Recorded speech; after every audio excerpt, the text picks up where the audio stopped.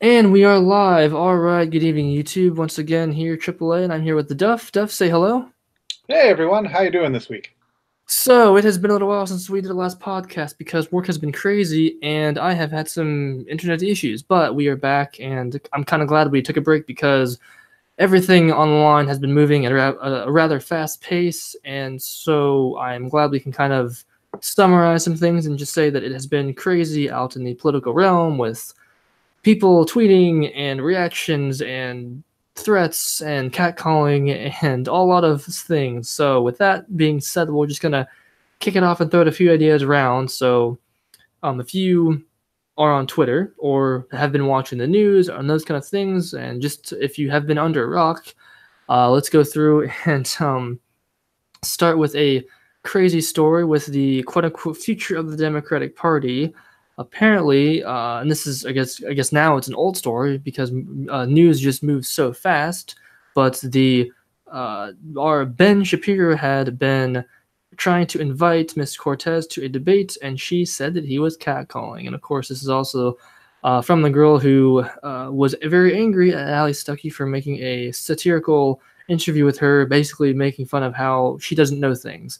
But anyway, yes, this is the girl who is supposed to be the face of the Democratic Party, who is supposed to hopefully be knowledgeable enough to be the nominee, and doesn't really know what's going on. So I would, I guess, definitely throw it to you. I think this is pretty crazy, but what do you make of the catcalling critique? Do you think this is going to go away pretty soon, or was this, actually a good footing to say that if you don't debate, then maybe you should not be in politics? Or what do you I mean, how do you think this will end, or do you think this was done appropriately? Well, I think this harkens back to something we talked about last time we were talking there, Triple Eight, and that is just that Cortez is actually a very young political candidate, and one who has not been well schooled in what's expected of her for her job. And so I think she's getting caught up in saying words and then not realizing that those will have consequences. And to one degree or another, the Democratic Party is sort of treating her as the future, but it doesn't appear like anyone's actually mentoring her.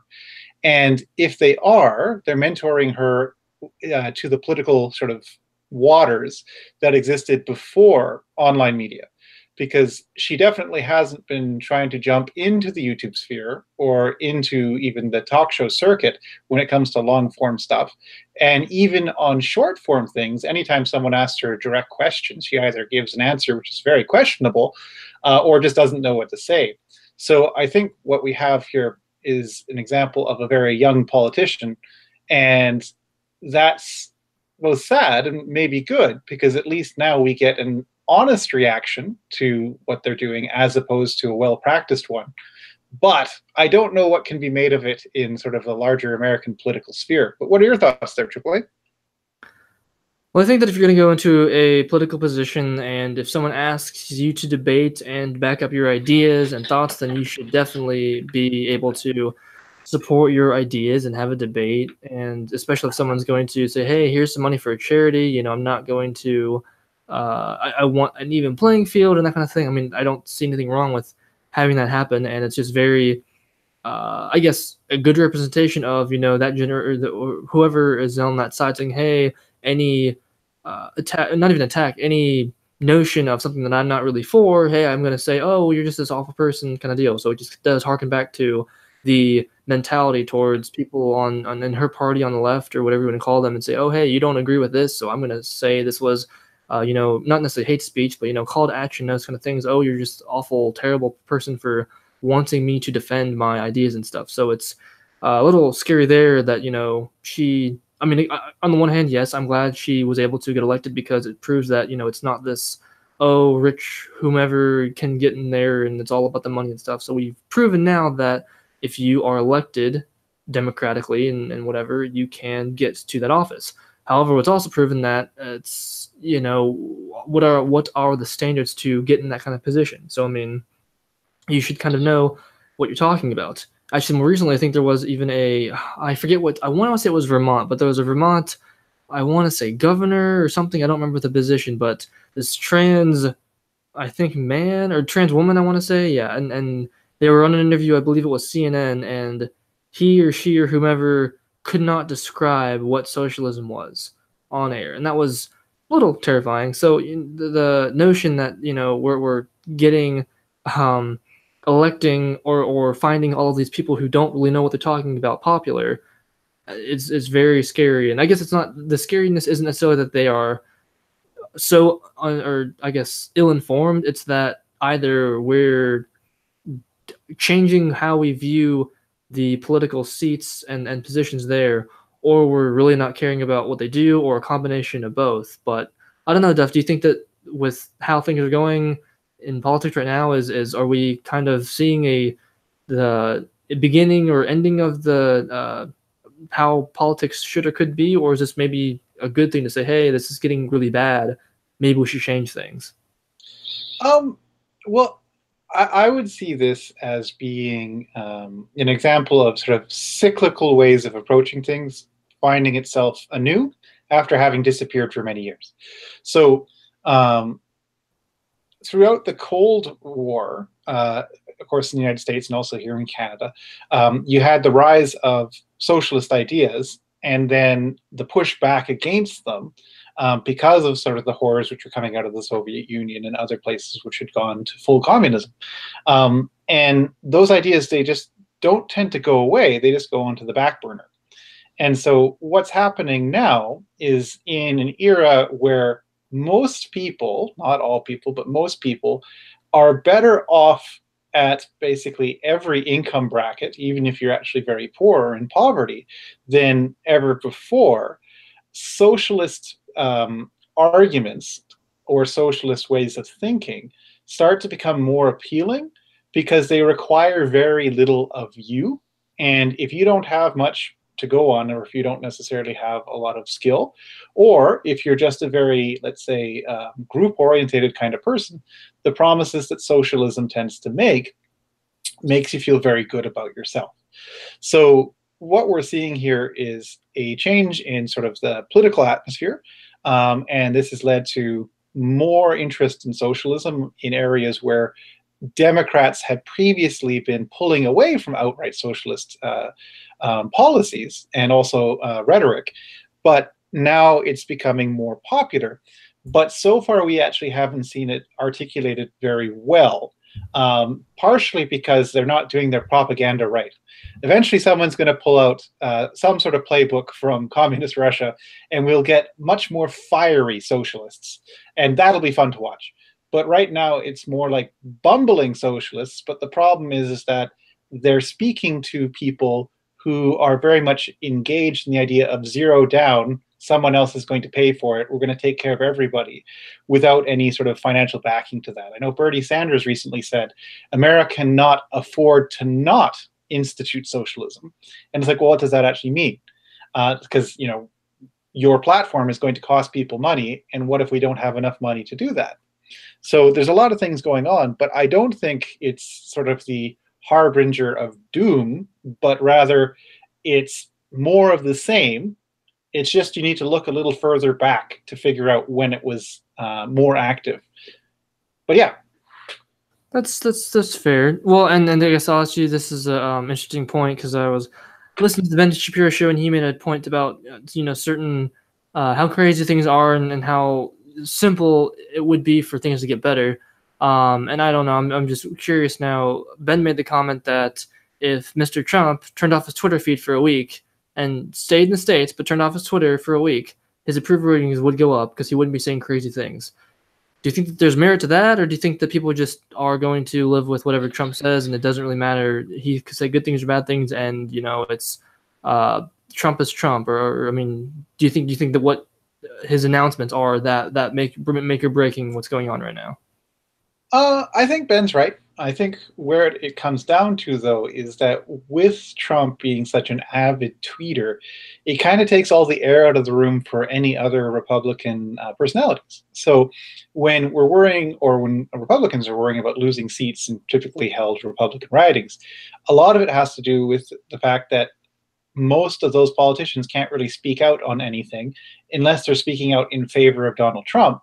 And because of how volatile Donald is, his tweets, if they go counter to any promises they make to their constituents, really will strike home with their electorate. And especially in a midterm election that is uh, going to follow suit with the historical trends of the party in power tends to lose at the midterms. It might gain things back come the full term election. But I think Shapiro is very much right to say that Trump, if he was to stop tweeting and stop being so, let's say, aggressive with his tweets and just very broad in how he's trying to portray things, he could actually do a lot of favors for those congressmen and senators, right, that are going to have to be running against Democrats and actually need to be able to articulate things that their constituencies want. And you can't do that when you have to keep on fielding things which the president says.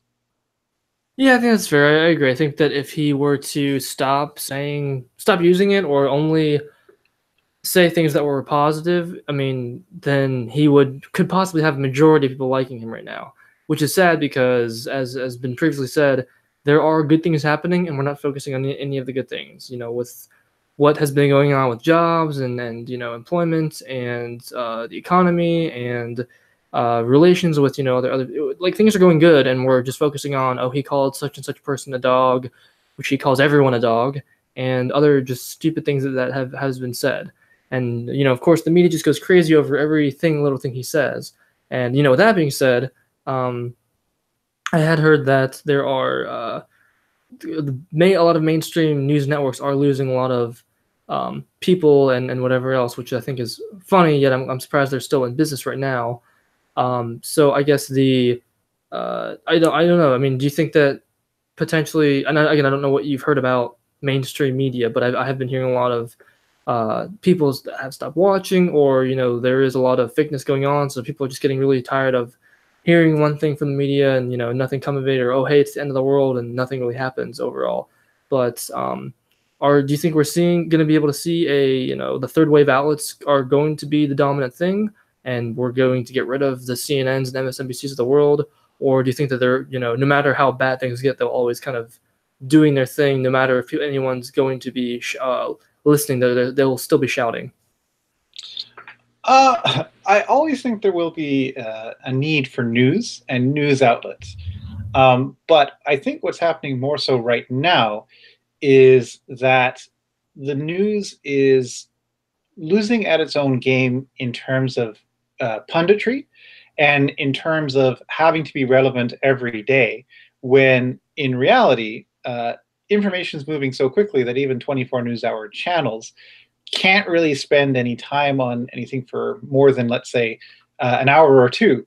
And even then, they've probably lost people's interest. So there's a limitation of the particular medium. And people will probably still go to the news to see, like, oh, what's happening? And then once they see what's happening, they'll turn off that segment, and then they'll go online and see what the people online are saying, because they have the ability to speak for more than 5 minutes at a go. So will this cause, like, the end of a CNN or the end of an NBC, or, like, here in Canada, CBC? Probably not. There's still a lot of vested interest in having centralized news networks. But because of how, let's say, how much of a bad taste they can leave in people's mouths in terms of them trying to sell themselves as the voice of the news without any, political leanings involved in there, without any sort of filter which causes them to spin things a certain way. People are becoming increasingly more cynical to that, and that's good for them. Because I always like a bit of an aside. So they had a Jeopardy Tournament of Champions, right? And it was a Celebrity Jeopardy Tournament of Champions, and they had Wolf Blitzer on. And Wolf Blitzer was absolutely terrible, even in categories that had to do with international news. And it sort of takes away the veil, and you realize, hang on, these aren't actually reporters, these are news celebrities. And most news networks are built on news celebrities at the moment. We don't really get to see what individual reporters are doing or hear about why they do what they're doing. Interesting. That's well, and just I guess as an aside, do you think you'd ever want to be in a Wolf Blitzer position? Do you think you're good where you are? Oh, not a Wolf Blitzer position. I would love to do something akin to what Andrew Clavin, Ben Shapiro, and others are doing. But at least in their position, they're upfront about the fact that they're like, we are not journalists, we are members of the media. We do have a spin, but we do try to the best of our abilities actually acknowledge that our spin exists, and we will try and steel man the other side to the degree that you can, within reason. Okay. Well, how would you define journalists versus the media? So journalists and reporters, to my mind, are the people who actually go out and find the information that is worth pursuing. And that means that they actually have to be aware of currents within various spheres of society. So say you're an undercover journalist who's looking into gang wars, right? You would actually have an inside scoop on what's going on in a particular region with gangs in that region. Say you are a correspondent for the Middle East, and you've traveled all over the Middle East and talked with different people and actually have some insight into what's going on. And once again, acknowledge your biases and the shortcomings of what it is that you have access to. Getting the information from those people would be really interesting, because those are journalists, those are reporters, because technically they're not going to make overarching claims about stuff beyond being able to say, this is what I saw and this is what I heard, as opposed to media personalities or media celebrities, like a Wolf Blitzer or others, who claim to be authorities on things, but what gives them their authority, you don't really know. And the way that things are edited, it becomes disingenuous because the other side is always made to look bad and they're made to look good. So if you can take that away and just have the people and the reporting and what they're interested in, I think we'll get a better quality of news overall. Yeah, well, so it would you're saying more reviewing by, well, I guess the other question though is how would you, if you review a journalist or whomever, what is the how far back do you, because okay, I'm gonna review a journalist. Well, do I have to review the reviewer, or how do we all kind of think, okay, this person is telling the truth, this organization has, backed them up, and how biased are they, kind of thing. So is there any, I guess, in that case, do we have to say, okay, if these organizations all say that this person is telling the truth, then we're good? If we do want to go that far back, if that makes sense? Well, actually, I wouldn't do it in terms of reviewing and vetting, although that is important. More so that the frontline journalists and reporters are the ones who are actually providing the news. So imagine what you have is a news site's webpage, and with each article, as more information is coming out, they will change it to reflect those things, but also create a database that you can follow the story across how it's being written and what you're finding. So it becomes a much more historical and historiographic endeavor. So you actually understand that the news is something which is found, researched, questioned, looked at again, and with that sort of background and development, you can kind of get an opinion of what those people are like. But I'll throw the question back to you there, Triple A. What do you think they should do to either vet the news, or what should they change in order to get more news and less punditry that is sold as news?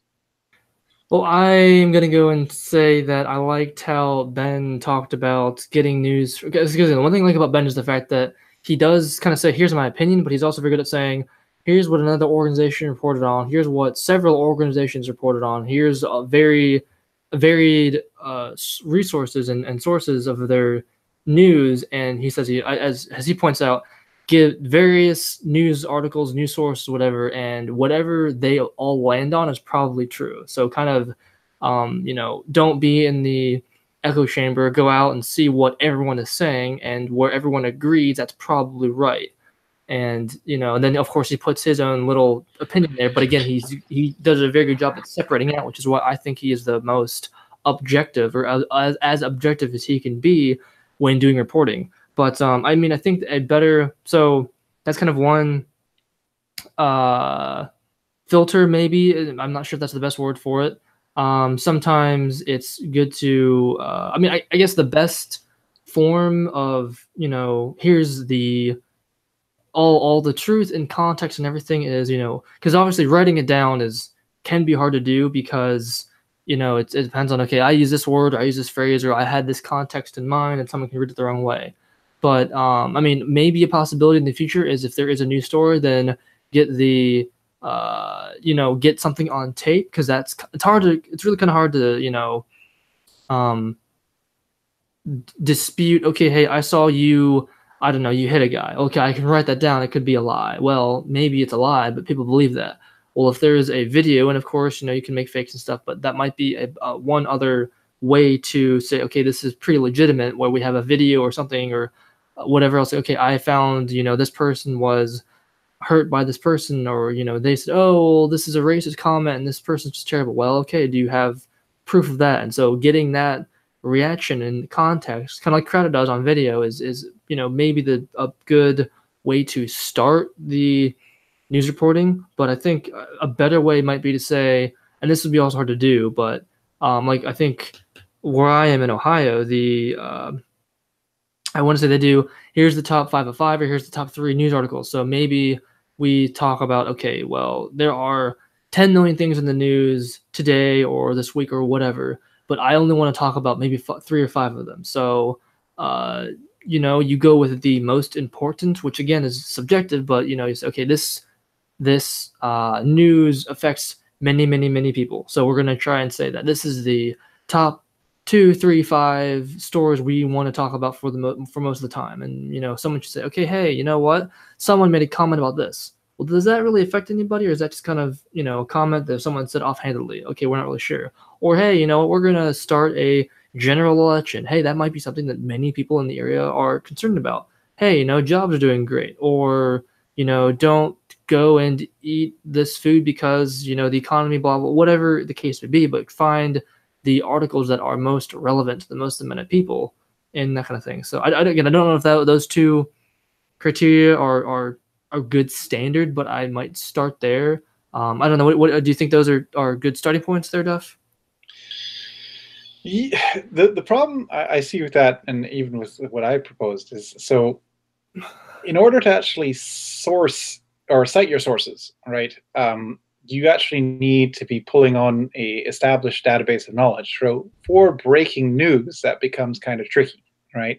So it's like, a fire happens in a local neighborhood. Who do you have to ask about the fire? Well, the people who were there. So you can't really corroborate that in the same way it's nice to be able to say, this is where we're getting our information from, here's some stuff which you can take a look at. And I'd very much like the news to be more in the business of citing their sources and actually talking about things from a broader perspective, because they tend to treat each item of news as its own discrete thing and only pay lip service to how it's sort of tied to that. Now, on their websites, sometimes they'll do a much better job of showing the evolution of a particular story. But when it comes to the television medium itself, they're not nearly as good at doing that. But as I say, I think there's some limitations to how far they can push that if they're wanting to be relevant all the time. That's where people like Sargon and others, who I don't really consider to be journalists, but have the benefit of being able to be like, okay, so this happened. I can go and research this, and it doesn't matter if my video is 2-3 days late. Whereas the news doesn't quite have that luxury. So I hear where you're coming from, but it's one of those tricky sells based off of the medium itself. Yeah, that's true. And unfortunately, I don't know if there's and I guess part of the issue right now is I don't, I'm not in the media world of being a journalist or being an op-ed or commentator and saying, hey, here's what's going on. So it'd be, and I guess that's another issue too, where, okay, here's a story, it's breaking, here are a few sources now. And then, you try to go and spend your time on those sources. And then it's like, okay, well, who's telling the truth? What's the motive behind it? And, who was there, who wasn't there, all those kind of fun things. So it's very hard to get to. Again, that's kind of why I thought that maybe going for the, which again, I guess that's subjective as well to say, go for the stories that affect the most people, but that's also subjective there too. So I guess I mean, we're seeing it happen now, and you know, all the news companies that are quote unquote big and mainstream. You know, if as the free market works, if people don't believe them, they lose subscribers and they lose viewers, and they are going downhill, which we're seeing now. So I think it is kind of working, but I guess the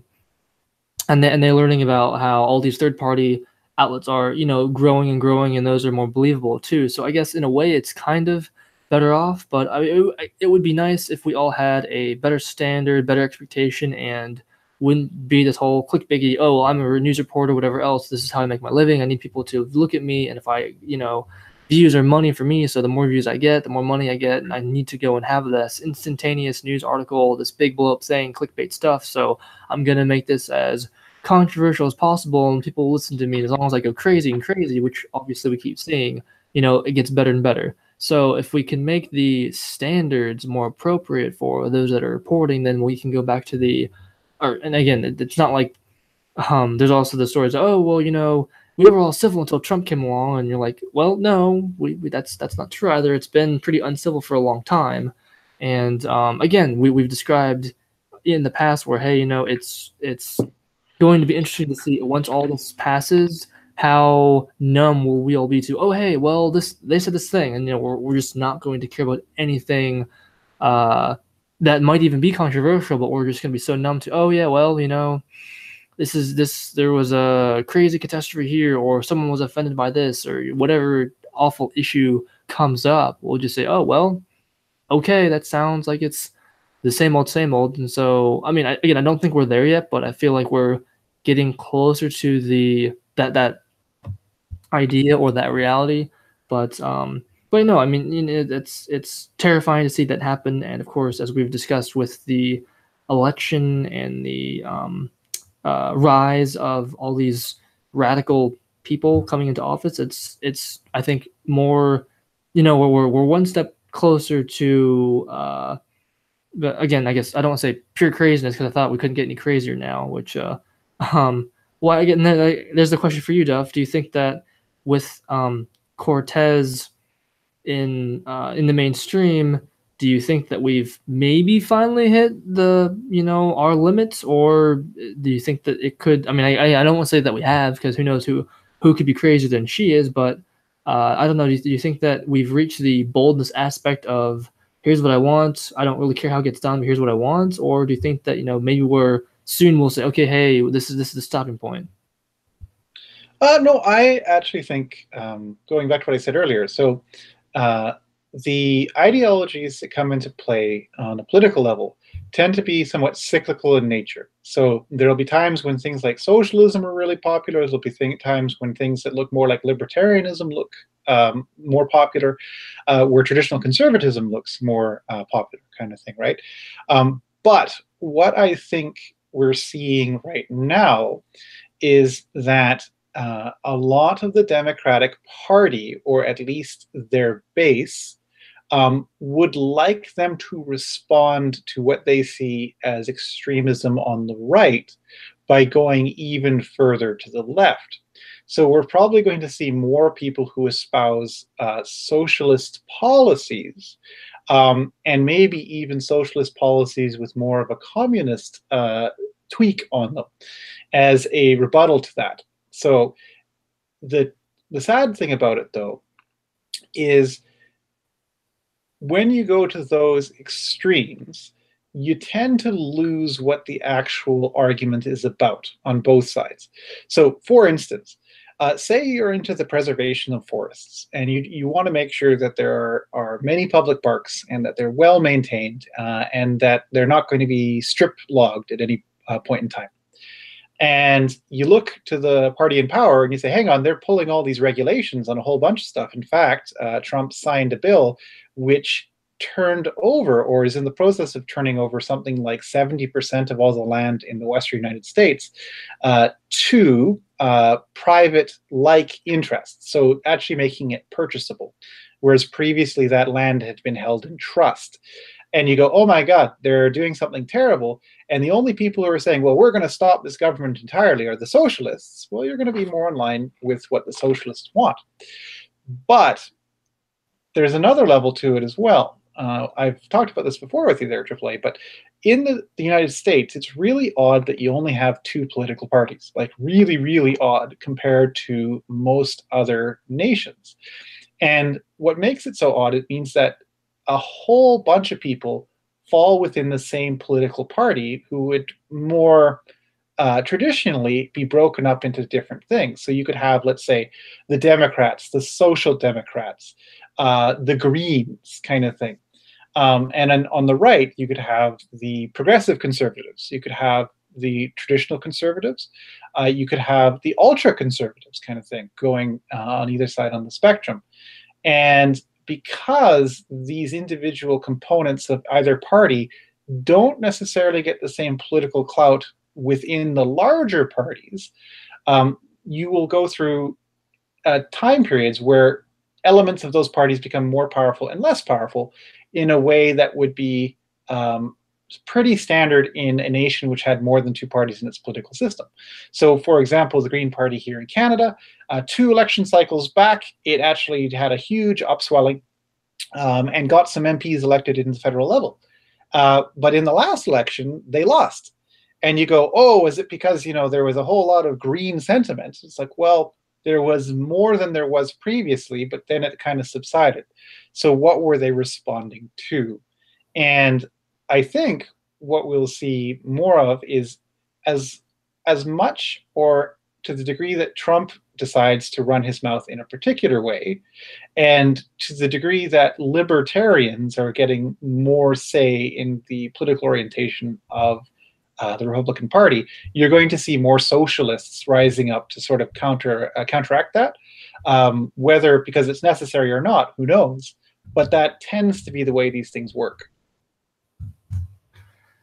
Yeah, that's fair. It's very it's crazy, and I agree. We've discussed that kind of before. I think it's the road to getting to the craziness, I guess, was a bit longer than I thought it was going to be.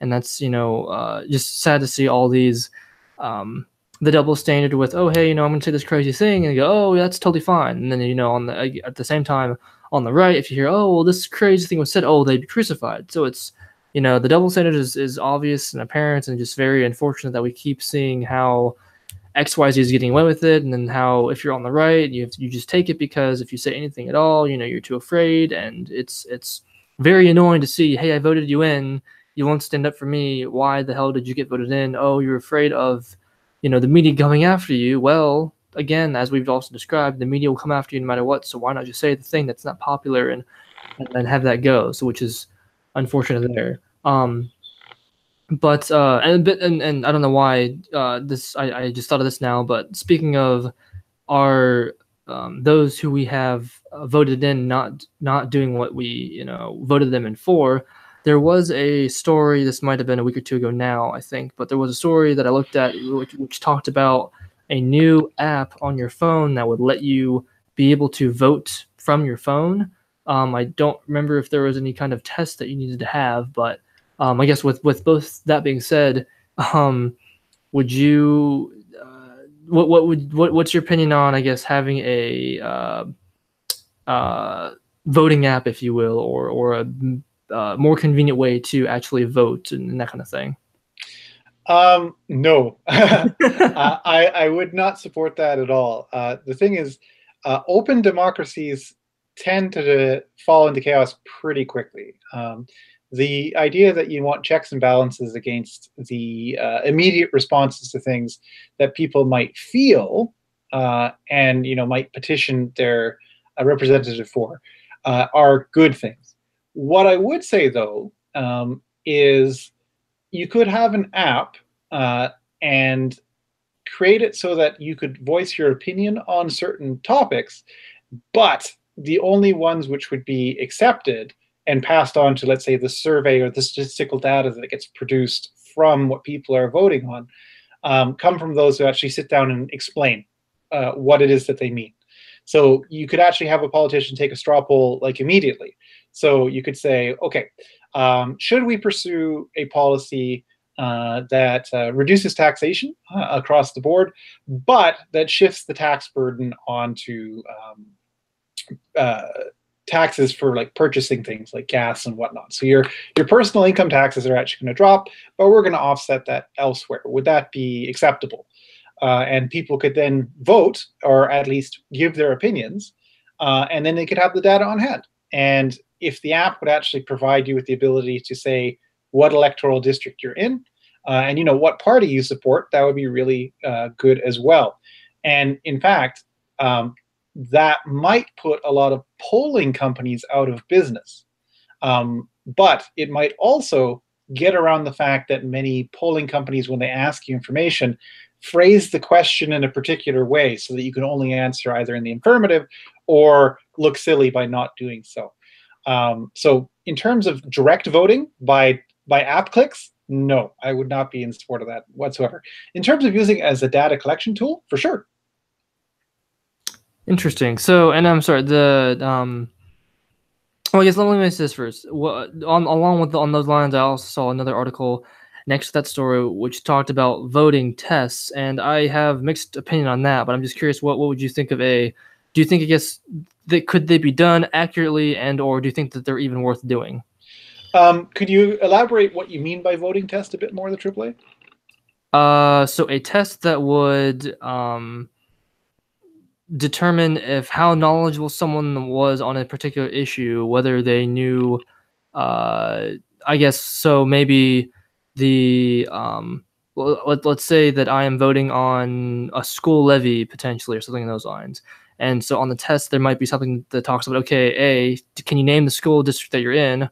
Can you describe the issue at hand, the pros and cons, and that kind of thing? The basic knowledge of what is being voted on and what is the positive and negative. Not necessarily the opinion, just what the details of said election, I guess, would be. Again, I'm not sure if that would be the test, but I guess I would hope that if someone's voting, they would know maybe at least that much. Okay. So I would take what you said and apply it more so to say that a voting test is a test that you apply to someone who otherwise could be a voter, but you want them to meet a certain minimum level of whatever, either IQ or relative knowledge about certain topics. And I would not want to apply those because then you're turning what is supposed to be an expression of popular sentiment, even if it's wrong, and turning it into some sort of meritocracy or oligarchy because only certain people can vote. And that's actually something which nations got away from, and the US is actually a really good example of this, is they wanted to uncouple voting from things like your social class. Although originally in the US, you also had to own land in order to vote, I think. But what putting riders on voting, besides, let's say, citizenship and age, do is put power into the hands of certain groups. And therefore, the groups that have more access to knowledge and usually more time to worry about these things will have more power. And I would see that as actually a step back, even though from a point-to-point perspective, it might actually lead to better outcomes. So it's a bit of a trade-off there, but I wouldn't be in favor of that type of testing. What about just voter registration or voter IDs? That's totally fine, because then you're saying, yes, I can vote. I live in a certain area, and therefore I'm voting here. And that prevents people from showing up in other states to gerrymander or jerry-rig an electoral process. And it also means that you can keep track of who are citizens, and you can keep track of what this person is and who this person is, to prevent them from going and voting somewhere else, or to prevent someone from stealing their voting information and being able to use it in their own district without any means of tracking back whether or not that's happened. So actually having voter ID, having registration, helps cut down on voting fraud. And it also means that you can have a better understanding of how many people should be coming out to vote, because you know approximately how many people can. I think that's fair. Yeah, it's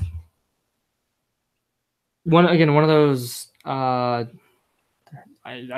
wish that there was a right answer, but I think that's maybe the rightest one there too. So it's tricky, complicated, complex, and everyone wants a simple answer for everything. So no, I think that's fair, and hopefully we get to a point which, I mean, I definitely agree with you with the voting idea. I think that's totally fine for you to have proof of I am where I say I am. This issue is affecting me. I'm going to vote on it. I hope that one day people are just, going to vote and know what they're voting for. Although I guess on the other hand, no one's voting anymore, so it's kind of, I guess, a default. I guess you have to be motivated enough to know what the hell you're voting for nowadays to even go to the polls. So I guess that's kind of good news, but it's still uh, crazy and well, again, I'm saying this is crazy now, and then tomorrow there'll be something even worse, and this will be normal. So it's hard to keep track of all the extremes that are going on and whatever else now too. So it's very, very sad. But anyway, before we go, I wanted to end on a more positive note, of course, since everything goes crazy now.